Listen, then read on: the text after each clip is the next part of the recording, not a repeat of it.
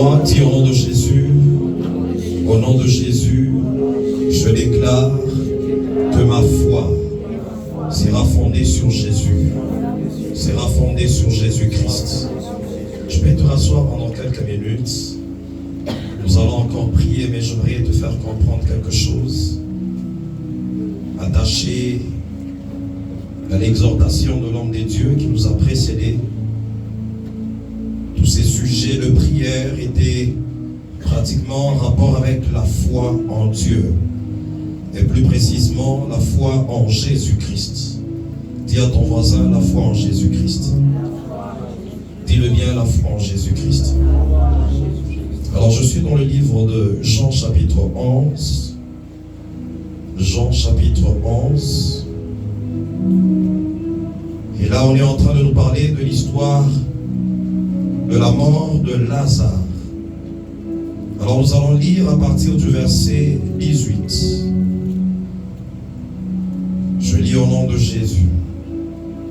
La Bible dit, et comme Béthanie était près de Jérusalem, à 15 stades environ, beaucoup de Juifs étaient venus vers Marthe et Marie pour les consoler de la mort de leur frère. Lorsque Marthe apprit que Jésus arrivait, elle alla au-devant de lui, tandis que Marie se tenait assise à la maison. Marthe dit à Jésus, Seigneur, si tu eusses été ici, mon frère ne serait pas mort. Mais maintenant même, je sais que tout ce que tu demanderas à Dieu, Dieu te l'accordera. Jésus lui dit, ton frère ressuscitera. J'aurais le déclarer comme une ferme déclaration ce soir, que tout ce qui était dans ta vie sera en train de ressusciter au nom de Jésus. Est-ce que tu peux bien dire Amen? Amen. Tout ce qui est mort dans ta vie va reprendre vie, va ressusciter au nom de Jésus. Mais regardez le secret que Christ est en train de donner à cette femme de Marthe. Jésus dit, je sais, lui répondit Marthe, qu'il ressuscitera à la résurrection en dernier jour. Jésus lui dit, je suis la résurrection et la vie. Celui qui croit en moi vivra quand même il serait mort. Et quiconque vit et croit en moi ne mourra jamais. Crois-tu cela? Elle lui dit, oui Seigneur, je le crois. Tu es le Christ, le Fils de Dieu, qui devait venir dans le monde. Et ayant ainsi parlé, elle s'en alla, puis elle appela plutôt secrètement Marie, sa sœur, et lui dit, le maître est ici, et il te demande. Je vais sauter, je vais lire à partir du verset 32. La Bible dit, lorsque Marie fut arrivée là où était Jésus, et qu'elle le vit, elle tomba à ses pieds, et lui dit, Seigneur, si tu eusses été ici, mon frère ne serait pas mort. Jésus, la voyant pleurer, et les Juifs qui étaient venus avec elle, frémit en son esprit, et fut tout ému. Et il dit, où l'avez-vous mis, Seigneur? Lui répondirent, viens et vois. Jésus pleura. Sur quoi les Juifs dirent, voyez comme il l'aimait. Et quelques-uns d'entre eux dirent, lui qui a ouvert les yeux de l'aveugle, ne pouvait-il pas faire aussi que cet homme ne mourût point? Jésus, frémissant de nouveau en lui-même, se rendit au sépulcre. C'était une grotte et une pierre était placée devant. Jésus dit, ôtez la pierre. Marthe, la sœur du mort, lui dit, Seigneur, il sent déjà, car il y a 4 jours qu'il est là. Jésus lui dit, n'ai-je pas dit que si tu crois, tu verras la gloire de Dieu? Ils ôtèrent donc la pierre. Et Jésus levant les yeux en haut et dit, Père, je te rends grâce de ce que tu m'as toujours exaucé. Pour moi, je savais que tu m'exauces toujours, mais j'ai parlé à cause de la foule qui m'entoure, afin qu'ils croient que c'est toi qui m'as envoyé. Et en dit cela, il cria d'une voix forte, Lazare sort, et le mort sortit, les pieds et les mains liés de bandes, et le visage enveloppé d'un linge. Jésus leur dit de lier-les et laissez-les aller. Amen. Tu peux te rasseoir. Acclame le Seigneur.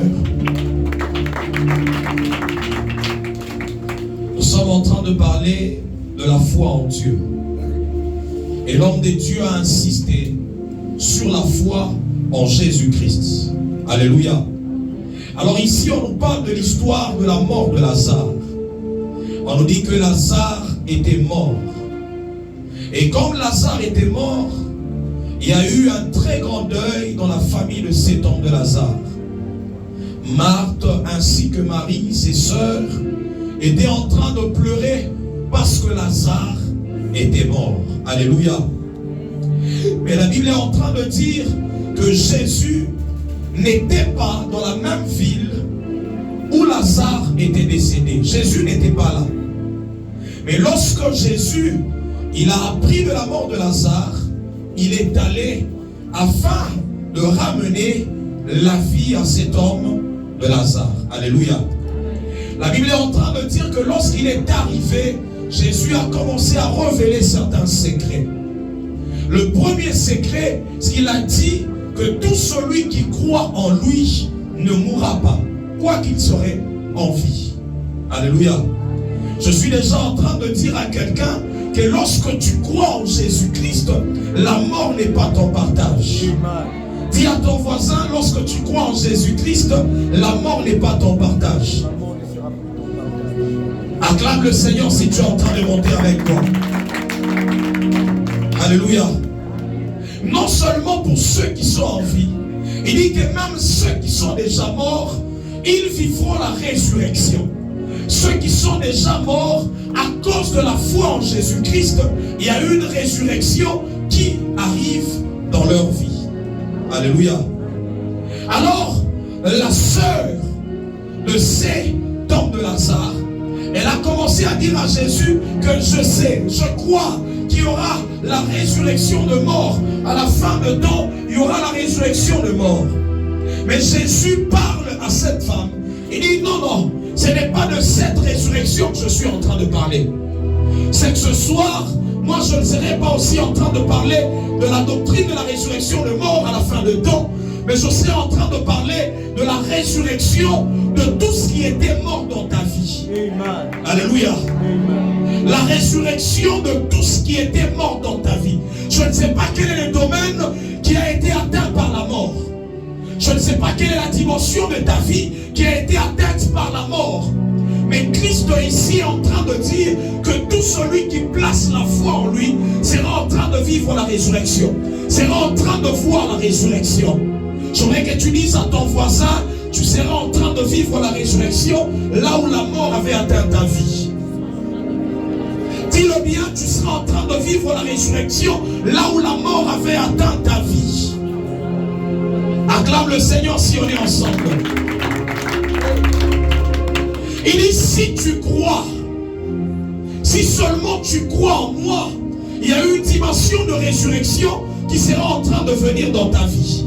C'est que la foi en Jésus-Christ amène aussi la résurrection dans ta vie. La foi en Jésus-Christ permet à ce que tout ce qui était mort dans ta vie reprenne vie. Alléluia. La Bible est en train de dire que Jésus a demandé de l'amener là où Lazare était déjà enterré. Et les sœurs de Lazare ont commencé à dire à Jésus qu'il sentait déjà que ça faisait 4 jours qu'il était enterré, qu'il était enseveli. Je suis en train de dire à quelqu'un, quel que soit le temps de la mort, lorsque tu crois en Jésus-Christ, il y a la résurrection qui sera en train de venir. Quel que soit le temps que ton travail a pris dans cet état de mort, si tu crois en Jésus-Christ, une résurrection sera en train de venir. Il dit, il sent déjà. C'est qu'il est dans un état où personne ne peut plus croire, personne ne peut plus croire qu'il peut avoir la résurrection. Mais à cause de la foi en Jésus-Christ, la résurrection, c'est en train de toucher à tout ce qui était mort. Alléluia. Alléluia. Je suis en train de ramener la foi en Jésus-Christ dans la vie de quelqu'un. Nous allons prier ce soir pour la résurrection dans ta vie. Nous allons commencer dans la dimension spirituelle. Paul est en train de parler, je pense dans le livre qu'il écrit aux Éphésiens, il dit, l'heure est venue où les morts entendront la voix du Fils de l'homme et ressusciteront. Là, il ne parle pas des morts qui vont avoir la résurrection au dernier jour. Mais il parle des hommes qui sont morts spirituellement. Qui, quand ils entendent la voix de Dieu, ils reprennent vie dans la dimension spirituelle. Alléluia. Nous allons commencer à prier premièrement pour la résurrection qui doit toucher ta dimension spirituelle. Si la mort avait déjà atteint ton être spirituel, ta vie spirituelle, ta vie de prière, j'aimerais que tu dises, Père, je crois en Jésus-Christ. Tu dis, tout celui qui croit en Jésus-Christ sera en train de vivre la résurrection. Ce soir, j'aimerais vivre la résurrection dans la dimension spirituelle. Que ma vie spirituelle commence à reprendre vie, commence à ressusciter. J'aimerais que tu élèves ta voix, que tu battes de tes mains là où tu es, que tu pries pour la vie spirituelle. Tu dis la résurrection dans la dimension spirituelle parce que je mets ma foi en Jésus-Christ. Est-ce que tu peux commencer à prier? Tu peux battre de tes mains là où tu es et commence à prier, commence à prier, commence à prier, commence à prier.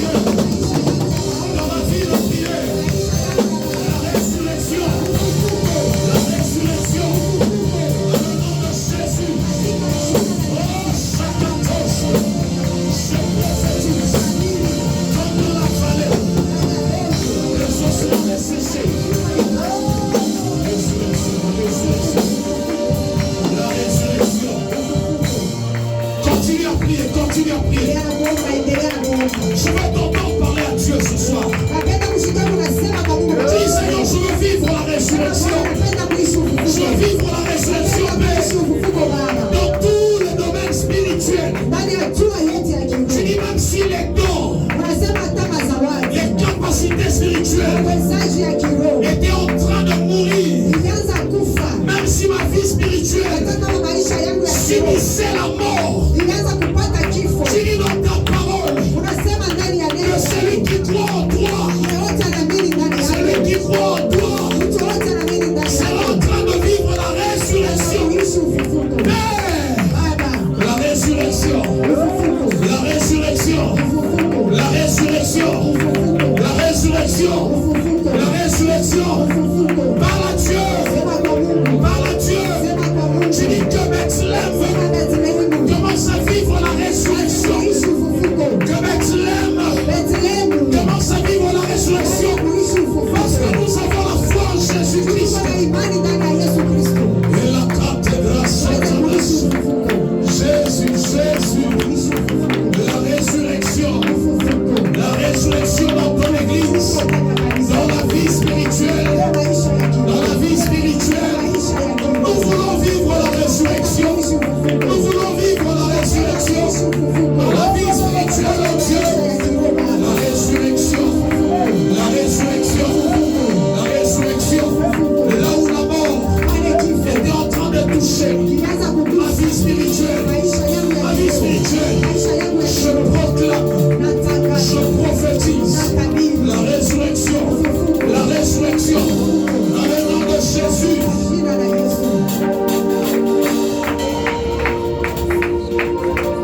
Si avec moi au nom de Jésus, je déclare que je vis la résurrection dans la dimension spirituelle. La résurrection dans la dimension spirituelle. Déclare encore, tu dis, je prophétise. Comme dans la vallée des ossements desséchés. Que l'église Bethléem, l'église Bethléem commence à vivre la résurrection. Là où le diable avait amené la mort, que les ossements desséchés commencent à reprendre vie. Commence à reprendre vie. Dans le nom de Jésus. Dans le nom de Jésus. J'aimerais que tu montes encore en prière. Christ est en train de dire à la sœur de Lazare. Il dit, n'ai-je pas dit que si tu crois, tu verras la gloire de Dieu. La foi en Jésus-Christ te permet de vivre la gloire de Dieu. J'aimerais que tu déclares et que tu pries à Dieu. Tu dis en cette saison, Seigneur, j'aimerais vivre la gloire de Dieu. Dans ma vie, dans mon ministère, dans ma famille, je veux vivre la gloire de Dieu. Dans mon mariage, la gloire de Dieu. Il dit, si tu crois, tu vivras la gloire de Dieu. J'aimerais que tu dises, Père, je place ma foi en Jésus. J'aimerais vivre la gloire de Dieu. Commence à le déclarer. Dis, je veux vivre la gloire de Dieu. Je ne t'entends pas encore prier. Monte dans la prière. Dis, je veux vivre la gloire de Dieu. Je veux vivre la gloire de Dieu. C'est la même prière que Moïse avait faite. Il dit, fais-moi voir ta gloire. Fais-moi voir ta gloire. J'aimerais que Dieu déclare. Crie, Père, fais-moi voir ta gloire. Il dit, si tu crois, tu verras la gloire de Dieu. Alors commence à le déclarer. Commence à le déclarer. Tu dis, je veux vivre ta gloire. Je veux vivre ta gloire. Je veux vivre ta gloire. Pas de tes mains. Si tu peux être debout, ce sera une bonne chose. Si tu peux marcher, ce sera une bonne chose. Sois libre dans la présence de Dieu. C'est un temps de prière. Alors j'aimerais que tu déclares. Tu dis, Père, je veux voir ta gloire. Car il est écrit tu crois, tu verras la gloire de Dieu. Je veux voir ta gloire, Père. Je veux voir ta gloire.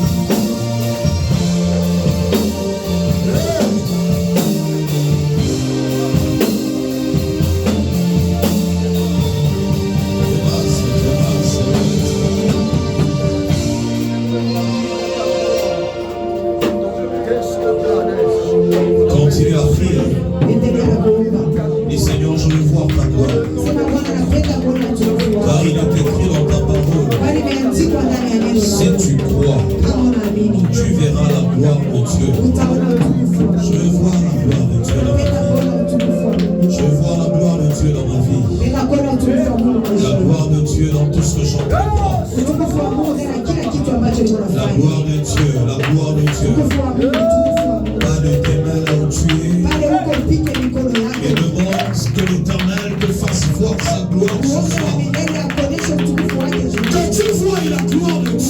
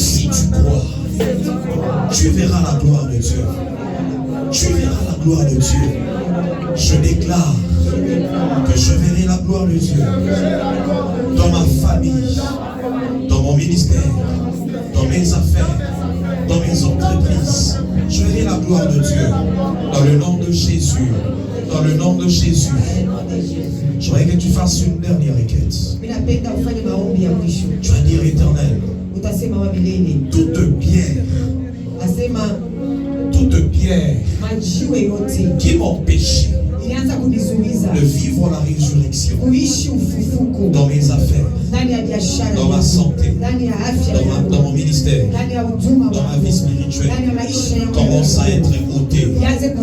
Est-ce que tu peux commencer à déclarer?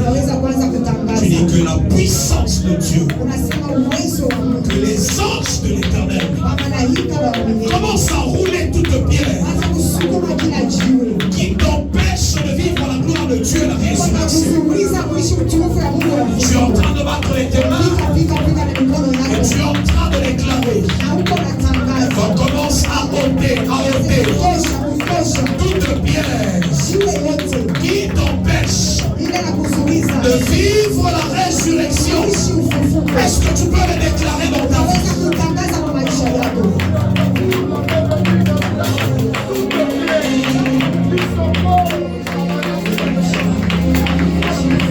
Seigneur, soulève. Je suis en train de déclarer que toute pierre qui nous empêche de vivre la résurrection, comme cet homme de Lazare, nous déclarons éternel que cette pierre commence à être roulée, que cette pierre commence à être roulée, dans le nom de Jésus, dans le nom de Jésus. Il est écrit au Dieu que tout celui qui croit en toi vivra la résurrection. Je proclame la résurrection. Je proclame la résurrection. Dans le nom de Jésus. Dans le nom de Jésus. Dans le nom de Jésus. Dans le nom de Jésus. La résurrection. La résurrection. La résurrection. Dans le nom de Jésus. Dans le nom de Jésus-Christ. Dans le nom de Jésus-Christ. Dans le nom de Jésus-Christ.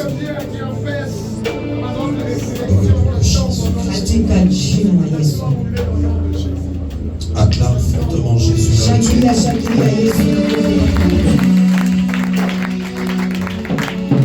Que Dieu te bénisse pour ta prière. Je disais que Dieu te bénisse pour ta prière. Je suis rassuré que le Seigneur va nous amener à vivre la résurrection. Car la Bible dit, pour celui qui croit en Jésus-Christ vivra. Alléluia. Amen. Que la résurrection touche tous les domaines de ta vie. Alors tu vas saluer ton voisin de gauche et de droite et tu transmets la joie du Seigneur.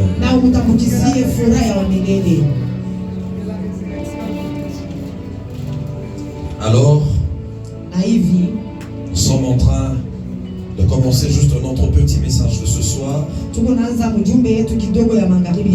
crois qu'on devait commencer un autre thème ce soir, mais le Seigneur a insisté à ce qu'on finisse avec la foi en Dieu. Je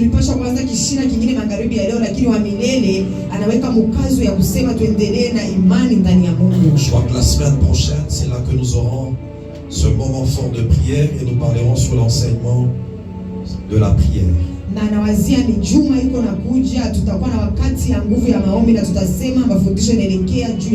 J'annonce déjà que la semaine prochaine on aura déjà nos 3 jours de prière. On aura encore 3 jours de prière. Cette semaine nous allons prier les 3 jours et la semaine prochaine nous aurons encore 3 jours de prière. Nous voulons que l'Église vive un réveil de prière afin de préparer cet enseignement. Nous parlerons sur la prière. Alors nous sommes en train de parler de la foi en Dieu. Nous avons parlé la dernière fois de la foi dans l'existence du Dieu créateur. La Bible dit que celui qui s'approche de Dieu doit croire que Dieu existe. Et que ce Dieu qui existe est le rémunérateur de ceux qui le cherchent. Et il y a une portion de Jacques qui a bouleversé notre compréhension de l'existence de Dieu. Jacques dit dans le chapitre 2 de ses épîtres, verset 19, il dit celui qui croit en Dieu, il fait bien. Il dit mais tu ne dois pas t'arrêter à ce niveau-là.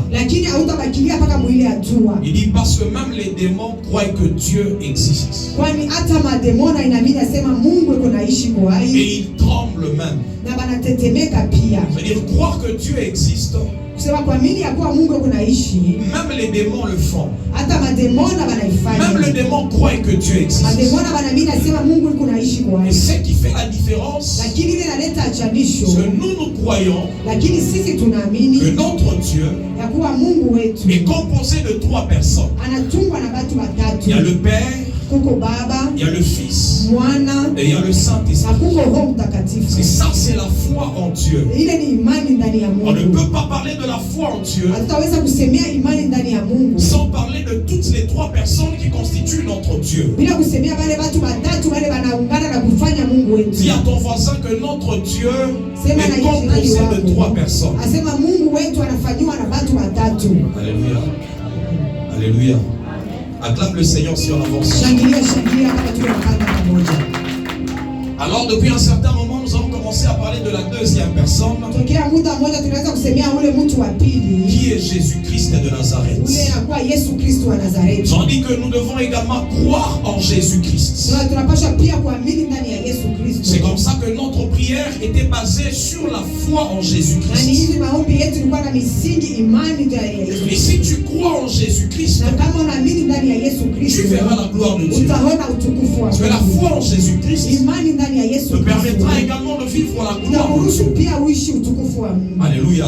Amina. Alléluia. Amen. Dis à ton voisin la foi en Jésus-Christ. Ambia jirani wako imani ndani ya Yesu Alors nous Kristo. allons commencer à expliquer la foi en Na Jésus-Christ tunaanza kufafanusha imani ndani ya Yesu Kristo comme étant cette conviction, kama vile ile hakikisho, cette assurance ile uhakika que premièrement, ya kuwa cha kwanza Jésus-Christ est Dieu. Yesu Kristo ni Mungu. Pour nous, Kwetu sisi Jésus-Christ n'est pas un prophète, n'est pas un homme simple, Yesu Kristo ana nabii, ana mtu tu wa kawaida, mais Jésus-Christ est Dieu. lakini Yesu Kristo ni Mungu. Et ça, c'est le premier fondement Na ni ile misingi ya kwanza attaché à la foi en Jésus-Christ. kuambatana na imani ndani ya Yesu Kristo. Si toutes les autres religions Kama madini yote ingine pensent que Jésus-Christ inaweza kuwa Yesu Kristo était juste un prophète, alikuwa tu nabii, nous, en tant que chrétiens, sisi ingawa wa Kristo nous croyons que Jésus-Christ est Dieu. tunaamini kuwa Yesu Kristo ni Mungu. Ça dit également que nous devons croire Tulisema pia tunapaswa kuamini dans la naissance ndani ya kuzalika mystérieuse de Jésus-Christ. kule kwa kisiri kwa Yesu Ça veut Kristo. dire quoi? Ni kusema Nous nini? croyons que Jésus est né d'une vierge. Tunaamini sema Yesu alizalika kwa bikira. La conception de Jésus-Christ Kuchukuliwa kwa mimba kwa Yesu Kristo n'est pas une conception naturelle. hakuna kuchukuliwa kwa watu wote. Jésus est né de Marie qui était une vierge. Yesu alizalika kutokea Maria yule alikuwa bikira. Cela est également un fondement de la foi en Ile Jésus-Christ. inakuwa pia imani na misingi ndani ya Yesu Si Kristo. on te pose la question, Kama wanakuuliza ulizo, tu veux parler de la foi en Jésus-Christ, ile inapenda kusemea imani ndani ya Yesu Kristo. alors tu dois confesser cela. Unapaswa kusema ama Tu dois kukiri ile. déclarer cela. Unapaswa Que kutangaza premièrement, ile. Jésus est Dieu. Asema cha kwanza Yesu ni Mungu. Deuxièmement, Cha pili la naissance de Jésus-Christ, kuzalika kwa Yesu il est en Kristo train de faire toute la différence. iko naleta chanisho Que yote Jésus ya kuwa Yesu n'a pas été conçu comme tous les autres. asikuchukuliwa kumimba kama vile watu wote. Alléluia. Amina. Acclame le Seigneur pour Shangilia, Jésus. shangilia, shangilia juu ya Yesu. Alléluia. Amen. La confession de la foi, Kukiri kwa imani pour ceux qui sont passés par l'église catholique, kubale la confession balipitia de la mu foi. kanisa ya Katolika. Alléluia. Amina. Alléluia. Amina.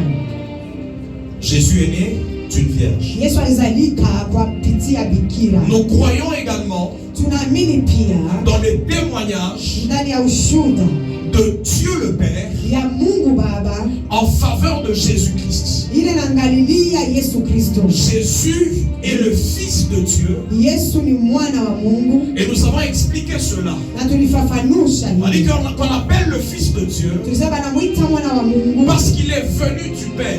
jua alitoka Il kwa est Baba, sorti du Père. anatoka kwa Baba. Alléluia. Amen. Parce que tu dois également croire que Jésus-Christ est le Fils de Dieu. Unapasha pia kuamini asema Yesu Kristo ni mwana wa Mungu. Et Hébreu chapitre 1er Ebrania sura ya kwanza est en train d'expliquer cela. iko nafafanusha ile. Hébreu est en train de dire qu'il est l'empreinte.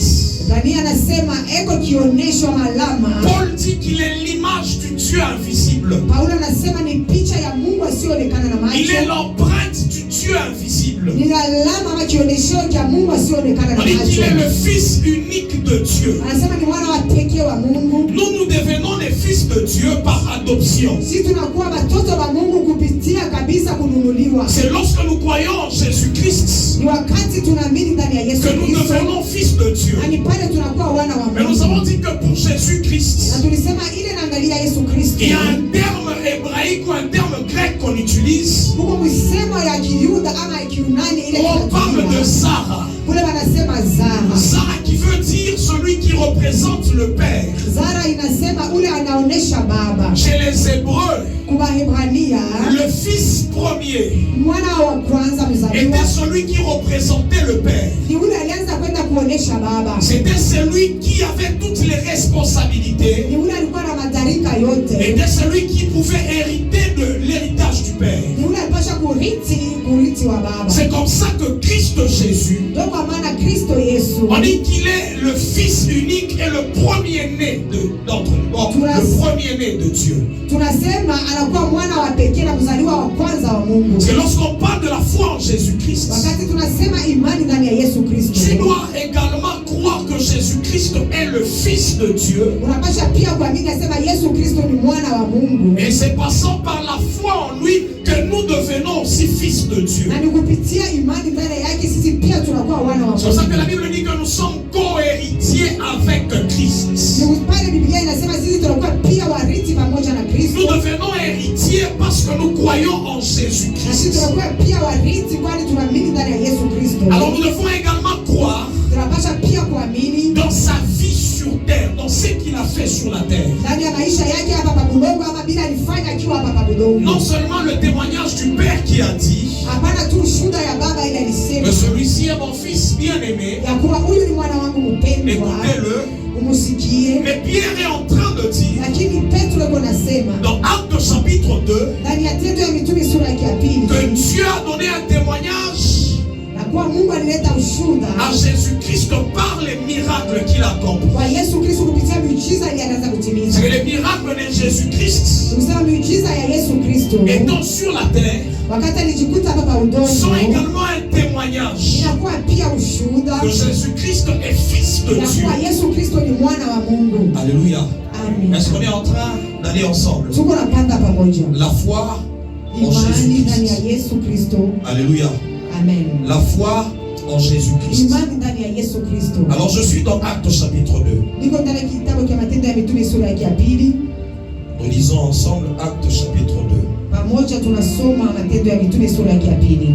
Actes chapitre 2, Sura ya pili ya Matendo ya à Mitume. partir du verset 21. Kuanzia mstari wa 11. La Bible dit alors, Biblia inasema hivi: quiconque invoquera le nom du Seigneur sera sauvé. yeyote anaita jina ya Bwana ataokolewa. Hommes israélites, Nyinyi watu wa Israeli, écoutez ces paroles. musikie hii maneno. Jésus de Nazareth, Yesu wa Nazareti, cet homme à qui Dieu a rendu témoignage huyu mtu huyu Yesu alimpelekea ushuhuda devant vous par les miracles, mbele yenu kupitia miujiza, les prodiges et les signes qu'il a opérés par lui au milieu de vous, maishara na malama ile ilitimiza kupitia yeye katikati yenu, comme vous le savez vous-même. kama vile mnaijua nyinyi peke. Cet homme livré selon le dessein arrêté et selon la préscience de Dieu, Asema huyu mtu alitolewa kufatana na matengenezo na vile Mungu alitayarisha mbele ya wakati. vous l'avez crucifié, vous l'avez fait mourir par la main des impies. Mulimtunzika, mulimuua kupitia mikono ya watu wachafu. Je vais m'arrêter d'abord là-bas. Nasimamia mbele pale. Nous parlons de la foi en Jésus-Christ. Tuko nasema juu ya imani ndani ya Yesu Kristo. Lorsque nous disons que nous croyons en Jésus-Christ, Wakati tunasema tunaamini ndani ya Yesu Kristo, nous devons également croire que Jésus-Christ a été livré pour nous. tunapasha pia kuamini ya kuwa Yesu Kristo alimtoa kwa ajili yetu. Ça, c'est le fondement de la croyance chrétienne. Ile inakuwa ni misingi ya uaminifu wetu ndani Le ya Kristo. fondement de la foi chrétienne. Misingi ya imani ya Kristo. Jésus a été livré pour toi. Yesu alimtoa kwa ajili yako. Si tu ne crois pas en cela, Kama uamini ndani ya ile, alors il sera difficile de vivre tout ce que tu attends dans la présence de Dieu. itakuwa kigumu uishi kile kitu kyote unatafuta ndani ya uwepo wa Mungu. Alléluia. Amina.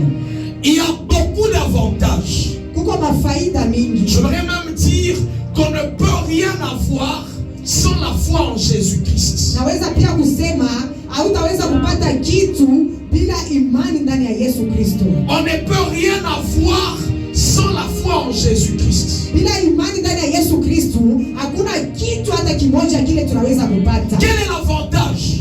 Faida ni nini? Lorsque tu crois qu'il a été livré pour toi. Wakati unaamini asema balimtoa kwa ajili yako. La Bible est en train de dire ceci. Biblia iko nasema hivi. C'est en Christ Jésus Ni ndani ya Kristo Yesu que nous avons la rémission de nos péchés. sisi tuko na umasameo ya dhambi. C'est parce que Jésus-Christ a été livré.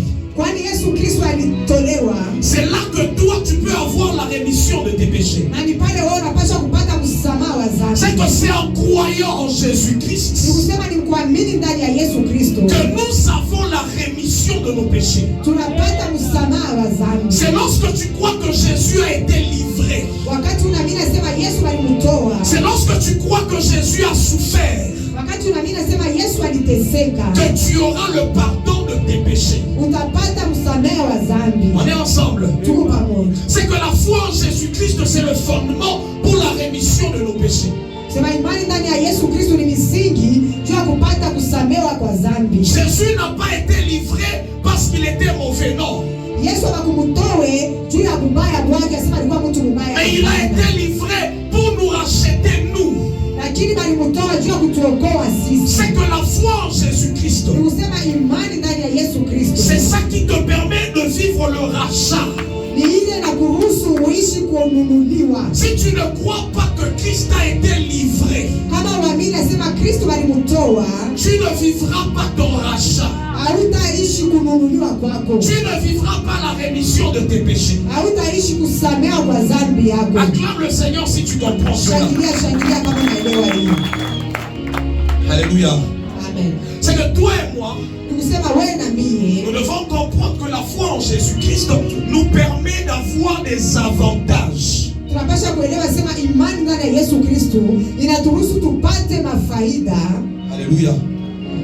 Et la foi en Jésus-Christ, c'est avoir la conviction qu'il a été livré pour toi, qu'il a été livré pour moi. Na imani ndani ya Yesu Kristo ni kuwa na ile uhakika ya kusema balimutoa kwa ajili yako, balimutoa kwa ajili yako. Alléluia. Non seulement qu'il a été livré, Hapana tu alitolewa, mais la Bible est en train de dire qu'il a souffert lorsqu'il était livré.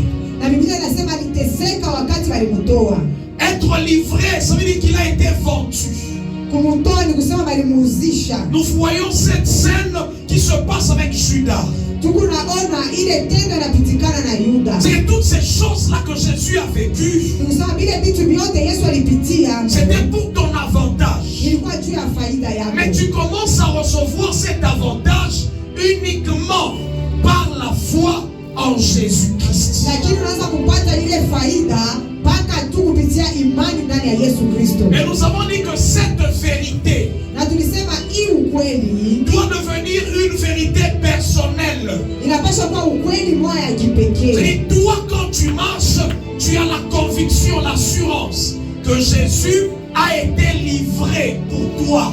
Kusema wakati wewe unatembea unapaswa kuwa na ile uhakika na hakikisho ya kusema Yesu alimuuzisha juu yako. La foi en Jésus-Christ Imani ndani ya Yesu Kristo nous amène à croire dans les souffrances de Jésus-Christ. inatupeleka tuamini mu mateso ya Yesu Kristo. Quel est l'avantage attaché à la croyance dans les souffrances de Jésus? Ni faida kani inaambatana na ile imani ndani ya kutolewa ama kuzishwa kwa Yesu. Je l'ai dit la dernière fois. Nilisema tena mara iliyopita. La Bible est en train de dire, Biblia iko nasema par ces meurtrissures, kupitia vilonda vyake nous avons été guéris. sisi tulipata kuponeshewa. C'est-à-dire, tu as la foi, Kusema uko na imani, tu as l'assurance uko na hakikisho qu'en venant dans la présence de Dieu, tu peux recevoir la guérison. ya kusema wakati niko nakuwa uwepo ya Mungu napasha kupata uponyaji, Parce que Jésus-Christ a souffert.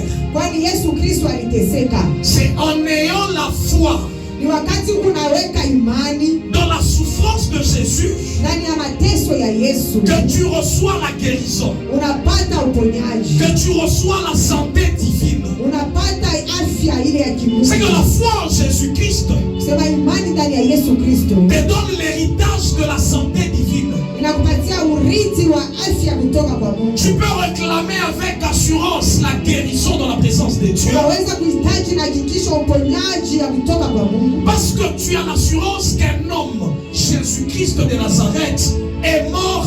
Non seulement qu'il est mort, mais il a été meurtri pour toi. Kwani kuna hakikisho sema kuko mtu moja Yesu Kristo wa Nazareti alikufa, hapana tu kufa bure, aliumiziwa kwa ajili yako. Alléluia. Nous ne recevons pas la guérison parce que, je ne sais pas, nous prions. Non. Uponyaji hatuipataje juu tuko naomba ama kupitia maombi, Mais nous hapana. recevons la guérison parce que Christ, Lakini tuko napata uponyaji kwani Kristo il a donné cette provision attachée à la santé divine dans ses meurtrissures. alileta ile akiba inaambatana na afya kutoka kwa Mungu kupitia vilonda Le vyake. livre de Matthieu est en train de dire, Kitabu cha Mathayo kiko nasema, il dit, il s'est chargé de nos douleurs. asema alibeba maumivu yetu yote, Il s'est chargé de nos infirmités. alichukua ulemavu wetu wote. Christ a accepté de se charger de tes infirmités. Nikusema Kristo alitikia kubeba ulemavu wako wote. Lorsque tu te retrouves dans une infirmité quelconque, Wakati unajikuta ndani ya ulemavu wa kuachana, tu peux réclamer ta guérison parce que tu as la foi en Jésus-Christ. unaweza kuhitaji uponyaji wako kwani kuna imani ndani ya Yesu Kristo. Alléluia. Il a été livré, Balimuuzisha, il a souffert. aliteseka. Quand nous parlons de la souffrance, nous voyons ces meurtrissures.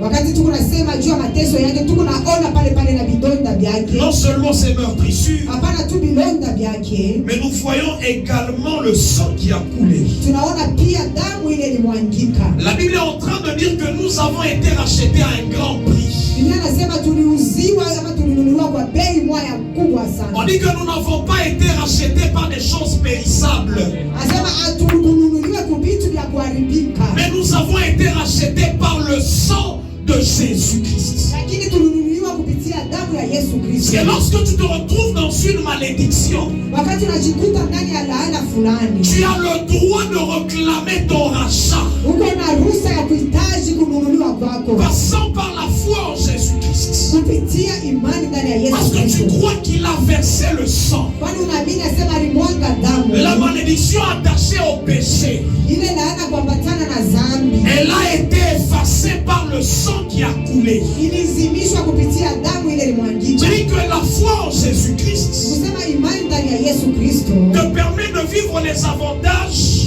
inakuruhusu uishi mafaida attachés au sang de Jésus-Christ. ile inaambatana kwa damu ya Yesu Kristo. Alléluia. Amen. Alléluia. Amen. La foi en Jésus-Christ. Imani ndani ya Yesu Kristo. Après avoir accompli ces choses, Kisha kutimiza hivi vitu, après avoir reçu les coups, kisha kupata mangumi na après makofi, avoir versé le sang, kisha kumwanga damu, la Bible est en train de dire qu'il a été crucifié. Biblia inasema balimuweka kumsalaba, banamtundika. Lorsque nous parlons de la foi en Jésus-Christ, Wakati tuko nasemea imani ndani ya Yesu Kristo, nous devons également croire que Jésus a été crucifié. tunapasha pia kuamini asema Yesu alitundikiwa kumsalaba. Tu dois avoir l'assurance en toi, la conviction en toi que Jésus a été crucifié. Tunapasha kuwa na uhakika, hakikisho ndani yako asema Yesu alimtundika La kumsalaba. Bible est en train de dire qu'il a été livré. Biblia inasema balimuuzisha, Il dit, vous l'avez crucifié.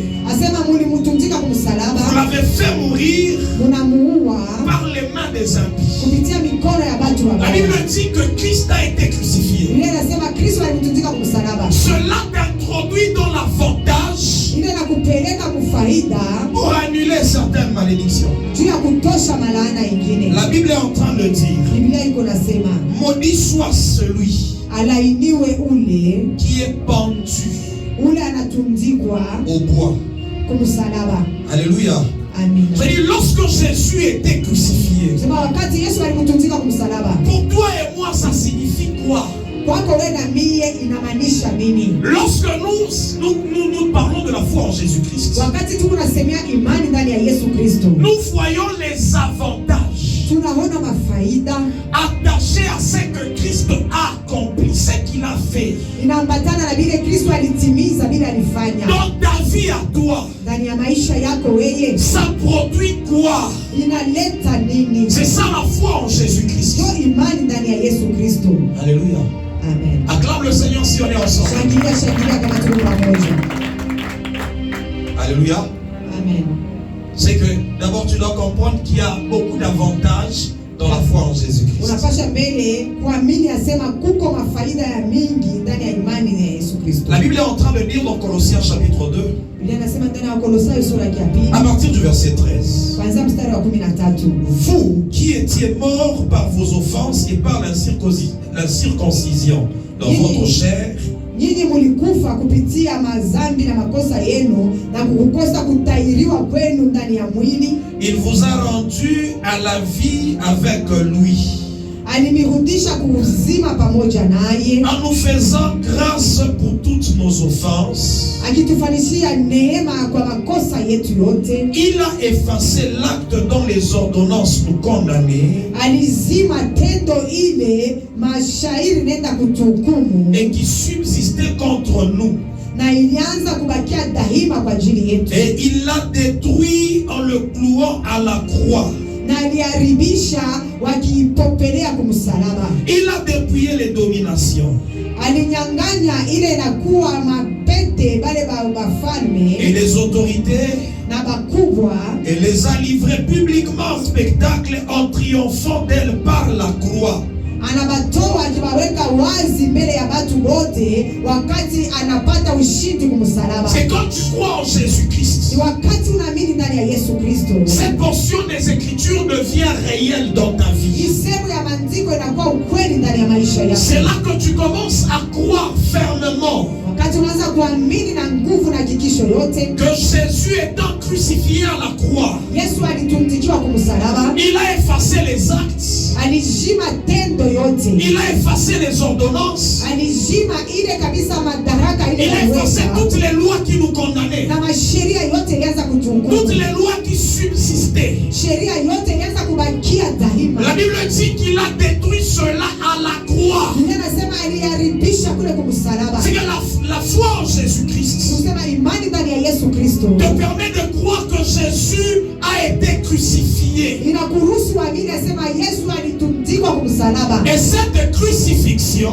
na kule kutundikwa kwako kwa msalaba te permet de vivre les avantages inakuruhusu wewe uishi mafaida. dont Paul est en train de parler dans ce livre de Colossiens. Ile Paulo anasema ndani ya kitabu cha Kolosai. Alléluia.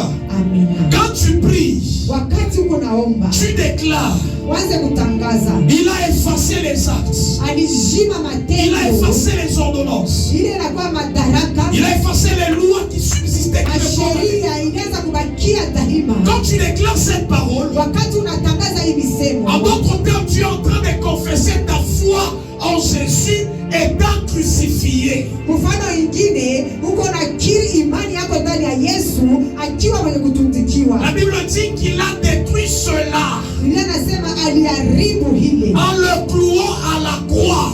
anaipopelea kumsalaba. C'est que lorsque Jésus était à la croix, Wakati Yesu alijikuta kule il kumsalaba, prenait les ordonnances qui te condamnaient. alianza kubeba masheria, Il prenait les lois qui te condamnaient. alianza kubeba masheria, alianza kutunga, Il prenait toutes ces choses et il les clouait à la croix. alibeba vile vitu vyote na vipopelea Toute la malédiction laana qui yote était en train de te réclamer, ile ilianza qui kukuhitaji, te condamnait, ilianza kukuhukumu. n'a plus le droit de te condamner parce que tu as la foi en Jésus-Christ. Haina na sheria tena ya kuhukumu, kwani kuna imani ndani ya Yesu Tu Kristo. crois dans ce que Jésus a accompli à la croix. Unaamini mpile Yesu alitimiza kumsalaba. Alléluia. Amen. Est-ce que cela devient une vérité pour toi ce soir? Ile inakuwa ukweli kwa ajili yako magharibi ya leo. Ce n'est pas une vérité pour quelqu'un d'autre. Haina ukweli juu ya mtu mwingine. Quand on te parle des lois, Wakati tu kunasema juu ya quand on masheria, te parle des ordonnances, wakati tu kunasema juu ya ile miandiko ya masheria, quelqu'un vient te parler des ordonnances. mtu uko nasema juu ya masheria ile basha kwa njiko. Toi, tu diras, tu confesses Wewe utasema que utakiri. moi je crois en Jésus-Christ. Unaamini ndani ya Yesu Il n'y a Kristo. plus de condamnation pour ceux qui sont en Jésus-Christ. Hakuna hukumu tena kwa wale wako ndani ya Yesu Tu dis, Kristo. Jésus a détruit Unasema Yesu aliharibu. les ordonnances. Asema vile masheria Jésus a détruit Yesu aliharibu toutes les lois masheria yote en les clouant à la croix. akipopelea kumsalaba. Est-ce que quelqu'un croit que Jésus a effacé les lois? Huko mtu anaamini sema Yesu alijima Jésus sheria. croit qu'il a... Quelqu'un croit que Jésus a effacé les ordonnances. Mtu mwana mimi nasema Yesu alijima vile baliandika vya masheria. Tu entres dans ces avantages quand tu as la foi en Jésus. Ile mafaida wakati una imani ndani ya Yesu. Alléluia. Amen. Acclame le Seigneur si on est ensemble. Shangilia kama tuko pamoja. Alléluia. Amen. Si aujourd'hui Kama leo nous chassons les démons facilement, tuko nafukuza mapepo na wepesi. c'est parce qu'il les a dépouillés. Jua libatosha mampete yako. Oh, tu n'as pas compris. Auelewe hapana. Il dit, quiconque invoquera le nom du Seigneur sera sauvé.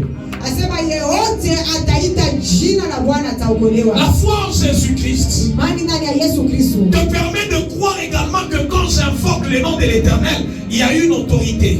unapaswa tena kupeleka kuamini, asema wakati mimi naita jina la Yesu kuko mamlaka. Alléluia. Amina. Acclame le Seigneur si on est ensemble. Shangilia kama tuko pamoja.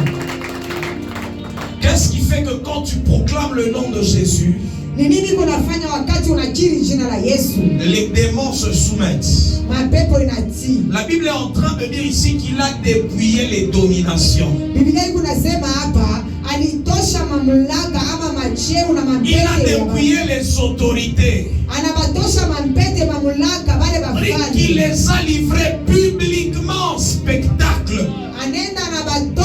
wazi kumbele ya bantu bote, en triomphant d'elle par la croix, wakati eko na tawala juu yabo, en triomphant wakati eko na mawina par la croix. kupitia msalaba.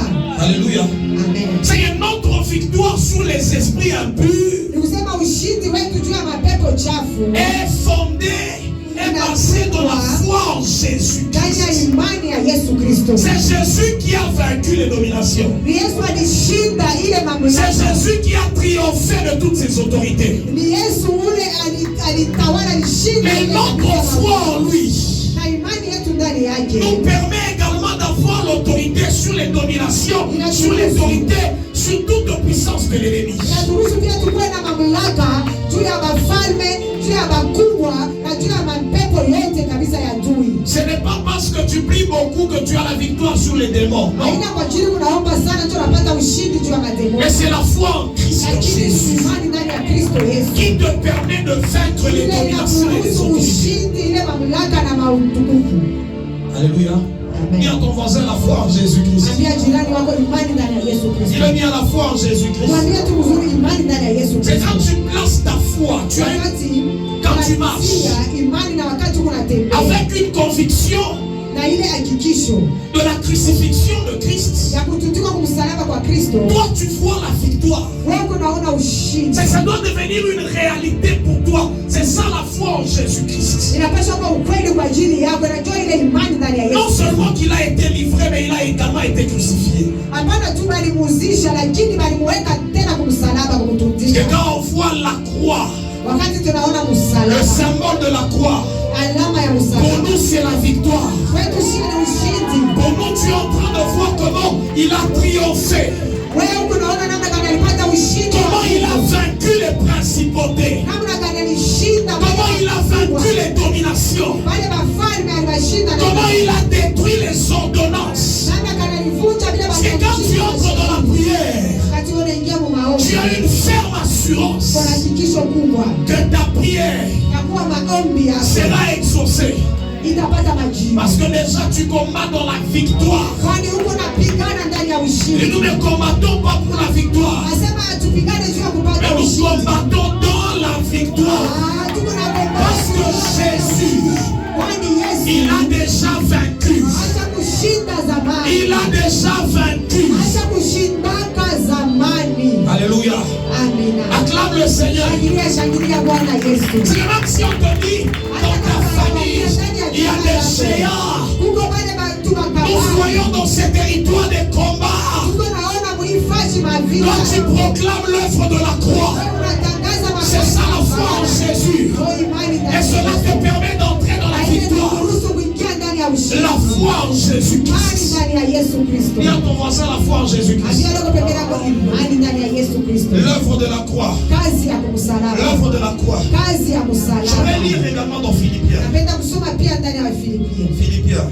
Ndani ya kitabu cha Wafilipia Philippiens chapitre 2. sura yake ya pili À partir du verset 5, la Bible dit: ayez en vous les sentiments qui étaient en Jésus-Christ, shairi ya 5, Biblia inasema muwe ndani yenu na ile mania ilikuwa ndani ya Yesu Kristo, Lequel existant en forme de Dieu. ile ilianza kujionyesha ama Non, kuishi. non, lequel Jésus existant en forme de Dieu. Asema ule Yesu alianza kujionyesha mfano wa Mungu, N'a point regardé comme une proie arrachée d'être égal à Dieu. asema asikujiona kama vile anatolewa, lakini kuwa Il pamoja na n'a pas Mungu. regardé Asikutazama comme un sujet à vaincre, comme un proie arrachée. kama vile kishina kimoya cha kuweza kabisa kushinda, Le fait d'être égal à Dieu. ile tendo ya kuwa pamoja na Mungu. C'est déjà ici Paul est en train de nous dire que Jésus était égal à Dieu. Na hapa Paulo anatuonyesha sema Yesu alikuwa pamoja Et na nous Mungu. sommes d'accord que Jésus est Dieu. Na hapa tuko na hakikisho ya kuwa Yesu ndio Mais Mungu. Jésus n'a pas cherché, étant sur la terre, Lakini Yesu wakati alikuwa pamulongo asikutafute, à arracher cette gloire-là. asema ye avale abebe ile utukufu. Qu'il soit compris comme étant Dieu étant sur la terre. Watu bamuone bamwelewe, asema ni Mungu huyu wakati yuko Qu'on le pamulongo. voit comme Dieu étant sur la terre. Bamuone Mungu wakati yuko La Bible dit, pamulongo. mais c'est dépouillé.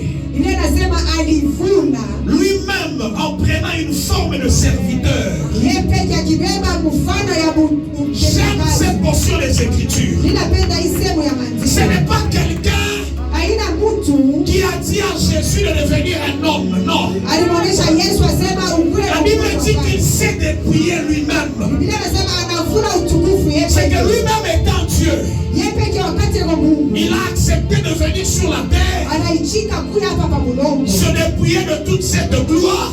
anavuna utukufu wake wote, Et il a pris la forme d'un serviteur. anabeba mfano ya mtendakazi. Il est en devenant semblable aux hommes, Asema akifananisha pamoja na batu, et ayant paru comme un simple homme, anajionyesha kama vile mtu wa bure, il s'est humilié lui-même, anajishusha ye peke, se rendant obéissant jusqu'à la mort, akijifanya kwa mtiifu mpaka kukifo, même jusqu'à la mort de la croix. mpaka kifo cha kutundikwa C'est que kumsalaba. Paul parle de la mort de la croix. Kusema Paulo kwa nasema lufu lwa C'est que kumsalaba c'est une mort qui était différente des autres morts. ni lufu luliachana na kifo Il kingine. y avait quelque chose attaché à la croix. Huko kitu kimoja kinaambatana na Il msalaba. dit jusqu'à la mort de la croix. Asema mpaka kulufu lwa La msalaba. Bible est en train de dire c'est pourquoi Biblia inasema njoo kwa maana. aussi Dieu l'a souverainement élevé Na hivi Mungu alimuinua juu et lui a sana. donné le nom qui est au-dessus de tout nom, Alimpatia jina na kwa juu ya majina afin qu'au nom de yote. Jésus, Kusudi kupitia jina la tous Yesu genoux fléchissent koti yote ipige dans les cieux, mbinguni sur la terre, hapa pa et sous la mulongo terre, na chini ya et que mulongo. toute langue confesse Kama ulimi yote que Jésus-Christ est Seigneur à la Kwa gloire de Yesu Dieu le Père. Kristo ni Bwana kwa hukumu wa Mungu. La Bible dit c'est pourquoi, Biblia inasema njoo kwa à maana cause de cette mort de la croix, kupitia kile kifo cha à kumsalaba, cause de tout ce que Christ a fait, kupitia vile vyote Kristo alifanya, Dieu lui a donné un nom au-dessus de tout nom. Mungu alimpatia jina iko juu ya majina C'est que yote. le nom de Jésus Kusema jina ya Yesu te donne la victoire et l'autorité. na kupatia mamlaka na ushindi, Parce que toi, tu crois dans l'œuvre qu'il a accomplie. kwani wewe unaamini ndani ya kazi ile alitimiza. Il est mort de la mort de la croix. Alikufa lufu la kumsalaba, Une mort de honte.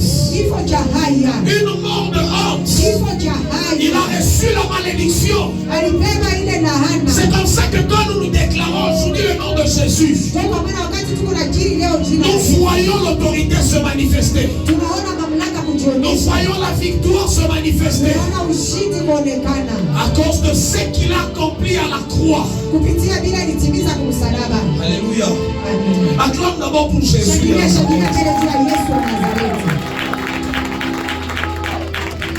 Alléluia. Amen. Alléluia. Amen. Non seulement que Jésus Hapana tu Yesu a été crucifié, alitundikwa kumsalaba, Mais il est également mort. lakini pia alikufa. Alléluia. Amen. pour toi Kwa ajili yako et moi. naye kwa ajili Quel est yako. l'avantage attaché à sa mort et à sa mort?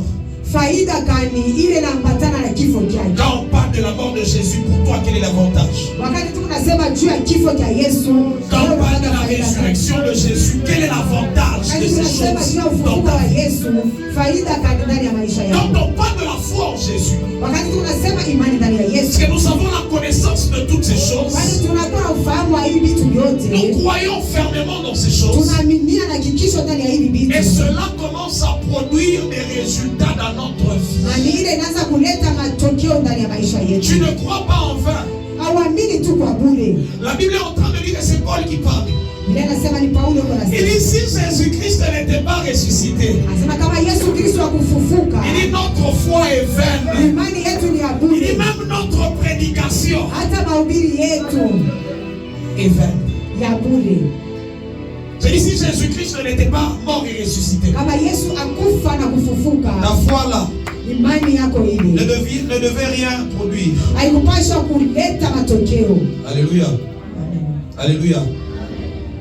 Le mystère attaché à la mort de Jésus. Siri ni kuambatana na kifo cha Yesu. La Bible est en train de dire dans le livre de Corinthiens. Biblia inasema ndani ya kitabu cha Wakorinto, Paul parle d'une sagesse Paulo konasema juu ya hekima moja, mystérieuse et cachée de Dieu. hekima ya siri na yenye kufichwa ya C'est dans 1 Mungu. Corinthiens chapitre 2. Kitabu cha Wakorintho sura ya Il pili dit si les chefs de ce siècle asema kama bakubwa wa hii masiku connaissaient ce que Dieu avait préparé dans la mort de Jésus, balijua kile Mungu alitayarisha ndani ya kufa kwa Yesu, ils n'auraient pas crucifié Jésus, ils n'auraient pas tué Jésus. abakupashwa kumtumdika kumsalaba kumuua Je dis, il y Yesu. a un mystère Nikusema kuko siri qui est caché dans la mort de Christ. isha kufichwa ndani ya kifo cha Kristo. Lorsqu'on nous baptise, Wakati tunabatiziwa nous parlons de la mort avec Jésus. tuko nasema juu ya kifo pamoja na Yesu. Parce que pour toi, tu crois que la mort de Jésus Kwako wewe unaamini nasema kifo cha Yesu te donne accès à la vie éternelle.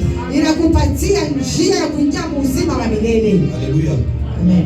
Lorsque Jésus est mort, Wakati Yesu alikufa, il a donné sa vie. alipeleka maisha yake, Il a donné sa vie. alileta maisha yake. C'est-à-dire, toi et moi, Nikusema wewe na mimi nous recevons la vie de Jésus par sa mort. tuko napokea uzima wa Yesu kupitia kifo chake. Alléluia. Alléluia. Dis à ton voisin, tu reçois la vie éternelle par la mort de Jésus-Christ. Ambia leo kupembea kunapokea uzima wa milele kupitia kifo cha Yesu Kristo. C'est comme ça que la Bible dit que Dieu a tant aimé le monde, il a donné son Fils unique. Ndio kwa maana Biblia inasema Yesu alipenda sana ulimwengu, analeta mwana wake wa pekee. Afin que tout celui qui croit en lui ne périsse point, mais qu'il ait la vie éternelle. Kusudi yeyote atamini ndani yake asipotee ama asikufe, apate uzima wa milele. Alléluia. Amen. Paul est en train de dire, Paulo yuko nasema Si donc vous êtes mort avec Christ, kama kweli kweli mlikufa pamoja na Yesu Kristo, recherchez les choses d'en haut. mtafute vitu vya juu. Parce que la mort de Christ Jésus Nikusema kifo cha Kristo Yesu nous permet à nous de croire que nous sommes également morts inaturuhusu tuamini, asema na shi pia tunaisha kufa et nous avons droit à la vie de Jésus-Christ. na La vie tuko na éternelle. sheria kwa uzima wa Et milele, nous avons droit aux choses d'en haut. na tuko na sheria ya kupata vitu vya juu. Et non seulement que la mort te permet à toi d'avoir la vie éternelle, Hapana tu kifo kinakuruhusu wewe upate uzima wa mais milele, la Bible est en train de dire que Jésus est descendu dans les séjours des morts. lakini Biblia inasema pia Yesu alishuka ndani ya dezi. Pierre dit qu'il est allé même pour prêcher dans les séjours de mort. Petro anasema alienda pia kuhubiri ndani ya dezi. La Bible est en train de dire, Biblia iko nasema je vais lire rapidement. kwa haraka, tasoma. On dit celui qui est descendu, c'est le même qui est monté. Asema ule alishuka ni mpaka ule mmoja alipanda. Et lorsqu'il est monté, il a pris avec lui les captifs. Les captifs. Asema wakati alipanda alibeba pamoja naye wafungwa. Je suis dans Ephésiens chapitre 4. Niko ndani ya Efeso sura ya Et 4. il dit, c'est pourquoi il est dit. Biblia inasema njoo kwa maana inasemewa. Étant monté en haut, il a amené des captifs. Wakati alipanda juu anapeleka pia wafungwa Et il a fait des dons aux hommes.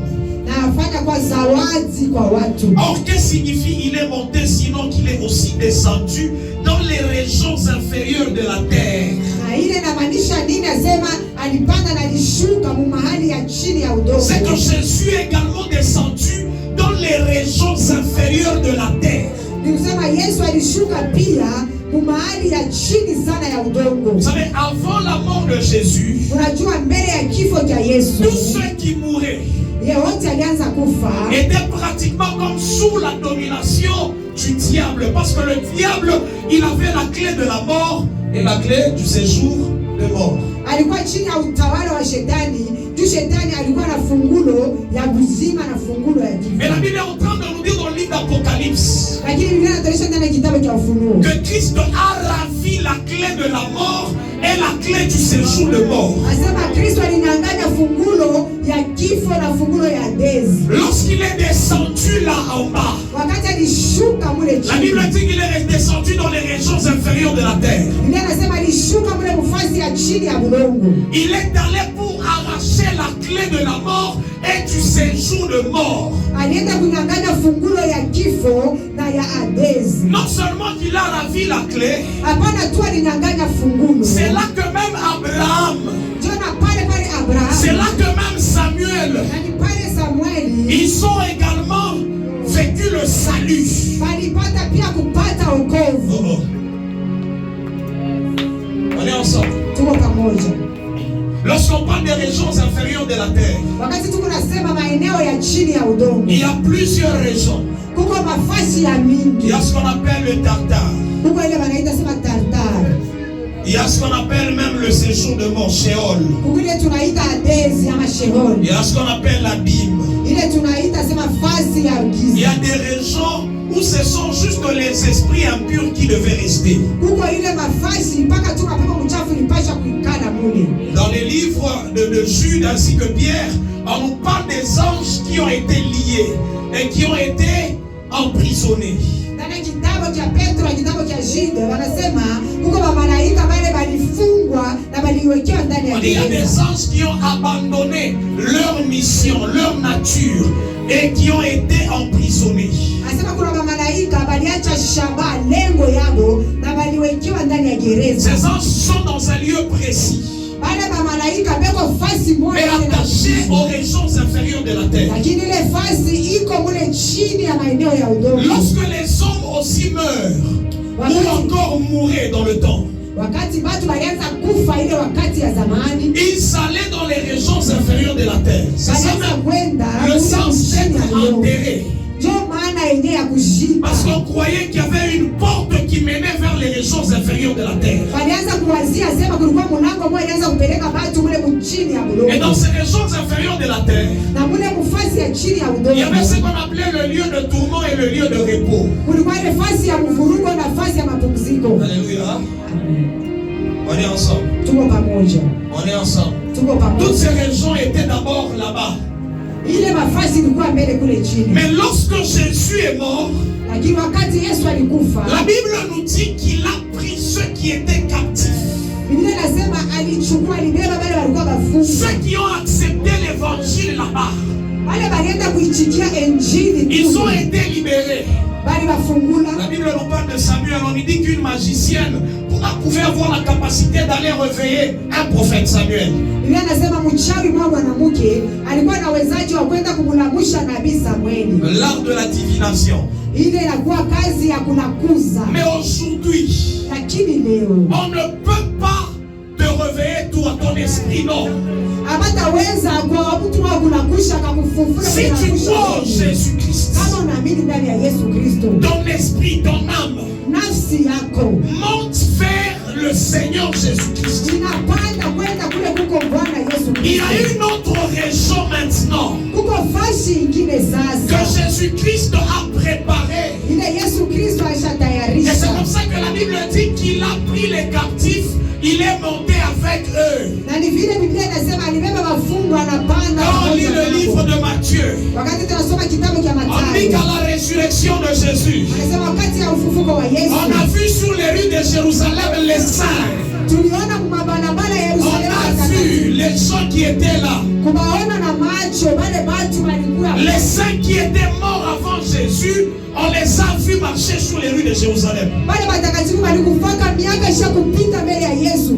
Wanaona bado wanatembea kwa Puis Jésus est allé là-bas. wakati Yesu alienda kule, Il a libéré ceux qui étaient captifs. anawafungula wale walikuwa Il a wafungwa. encore vaincu dans les régions inférieures de la terre. Anaenda tena kushinda mwile Et il a pris la clé de la mort et la clé du séjour des morts. anabeba fungulo ya kifo na fungulo ya C'est que adhabu. la mort de Jésus Kusema nufu la te Yesu donne la victoire sur la mort et le séjour des morts. inakupatia ushindi juu ya kifo na Aujourd'hui, si tu adhabu. veux mourir avant le temps, Leo kama unapenda kufa mbele ya si wakati, tu vois la mort t'attaquer, kama unapenda kifo tu kinakukulia, dis, oh mort, unasema hey où nufu, est ton aiguillon? ile mwiba yako iko Jésus wapi? t'a vaincu. Yesu alikushinda. Jésus a vaincu la mort. Yesu alishinda kifo. C'est que pour toi et moi, la mort de Unasema kwamba Jésus, wewe na mimi kifo cha Yesu, la foi imani en Jésus-Christ ndani ya Yesu nous permet de croire que la mort de inaturuhusu Jésus tuamini asema kifo cha Yesu donne la victoire sur la mort. inatupatia ushindi juu ya mauti. Je vais choquer quelqu'un. Ninapenda kugusa moyo wa mtu Quand on mmoja. parlera de la résurrection, de la doctrine de la résurrection des morts, tu comprendras beaucoup de choses. Wakati tutasemea ile mafundisho inaelekea ufufuko, utaelewa vitu vya mingi. Un chrétien ne meurt pas. Mkristo akufake.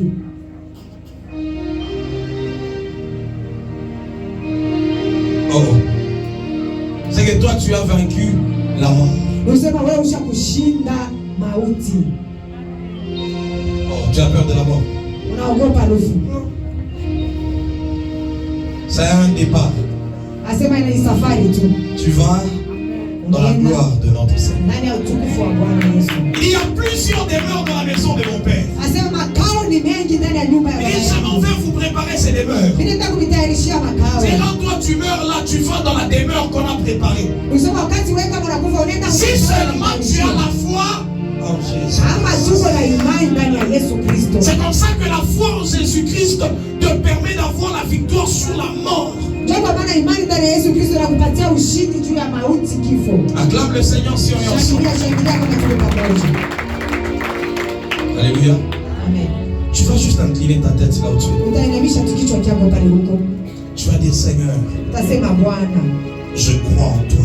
mimi naamini ndani yako. Je crois en toi, Mimi Jésus-Christ. naamini ndani yako Yesu Kristo. Tu es mon Seigneur. Uko Bwana wangu. J'aime une parole que Christ dit après la résurrection à cet homme de Thomas. Mimi napenda kusema kwa Kristo anasema kisha ufufuko anamwambia Thomas. Heureux Anasema heri kwako. ceux qui auront cru sans avoir vu. Wale wataamini bila kuona. J'aimerais dire à quelqu'un que tu es le plus heureux quand tu crois sans avoir vu. Napenda kuonesha mtu wako mwenye heri kwani unaamini bila kuona. Quand tu crois aujourd'hui là, Wakati unaamini leo hii en Jésus-Christ, ndani ya Yesu tu Kristo. es le plus heureux. Uko mwenye heri. Tu es le plus heureux. Uko mwenye heri. Alors commence à le confesser. Sasa waanze kuikiri. Dis Jésus, je crois en toi. Nasema Yesu mimi naamini ndani Je yako. crois dans ta mort. Naamini ndani ya kifo chako. Je crois que tu as été livré pour Naamini moi. nasema balikuhusisha kwa Je crois dans l'œuvre de la Mimi croix. naamini kwa kazi ya Je msalaba. crois en toutes ces Mimi choses. naamini ndani ya bila. Est-ce que tu peux commencer à parler, à le déclarer?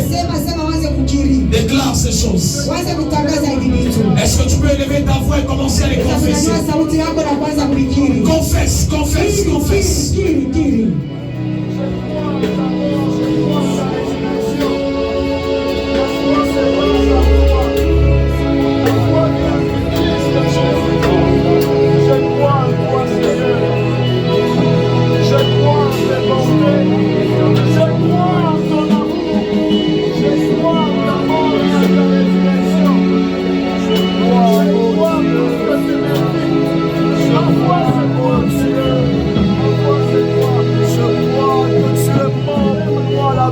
De Golgotha, je crois, éternel Dieu de grâce, je crois, Emmanuel, je crois que tu es mort.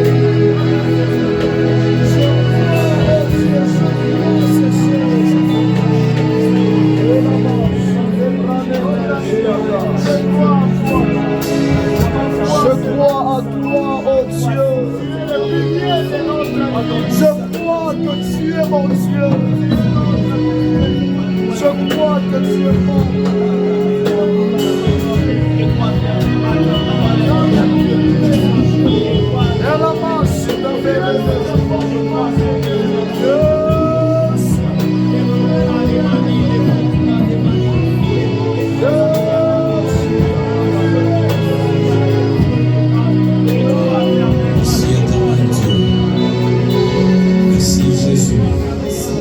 Commence juste à dire merci à Jésus pour ce qu'il a accompli.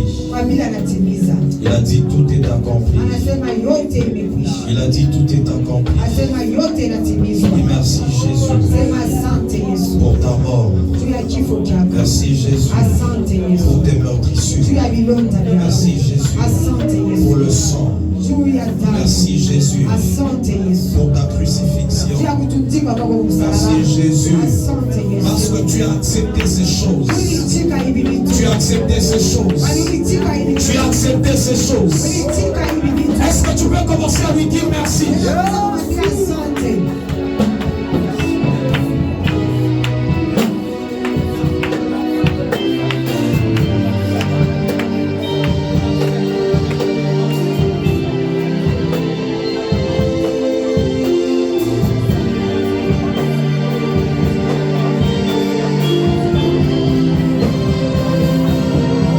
Saber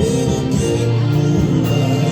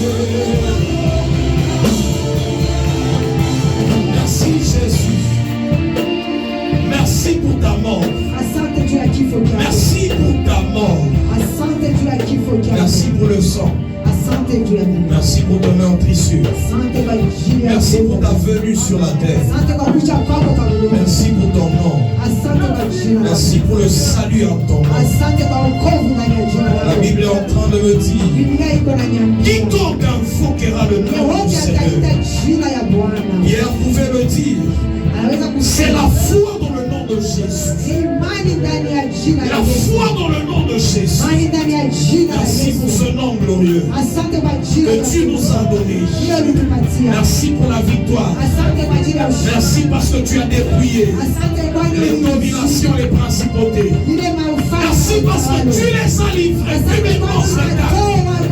Je proclame ce soir la victoire. Je proclame la victoire ce soir. Par ce que tu as accompli. Par l'œuvre de la croix. Tu as détruit les ordonnances. Tu as détruit les condamnations. Tu as détruit les lois. Tu as détruit l'éternel Dieu toutes ces choses. Les gloires la croix, les gloires la croix. Ce soir, nous comprenons Jésus. Et la foi en toi nous introduit dans la victoire. Dans la victoire. Par ta mort. Par l'œuvre de la croix. Par tes meurtrissures. Seigneur, je crois dans la guérison. Parce que tu as été meurtri. Je crois dans la guérison. Parce que tu t'es chargé de mes infirmités. Tu t'es chargé de mes maladies. Tu t'es chargé, éternel, de tout. Seigneur, tu as été maudit à la croix. La parole me dit que tu t'es fait malédiction à la croix. Seigneur, la malédiction n'a plus le pouvoir sur ma vie. Parce que toi, tu t'es fait malédiction. C'est pourquoi ce soir, je te dis merci pour l'œuvre de la croix. Merci Jésus. Merci Jésus. Merci Jésus. Le salut en toi. Le salut en toi. La foi en toi me permet d'accéder au Dieu. À l'héritage. Je peux le déclarer que je suis co-héritier avec Jésus. L'héritage de Jésus est à moi. Parce que j'ai la foi en lui. Parce que j'ai la foi en lui. Oh, commencez à acclamer Jésus en Dieu.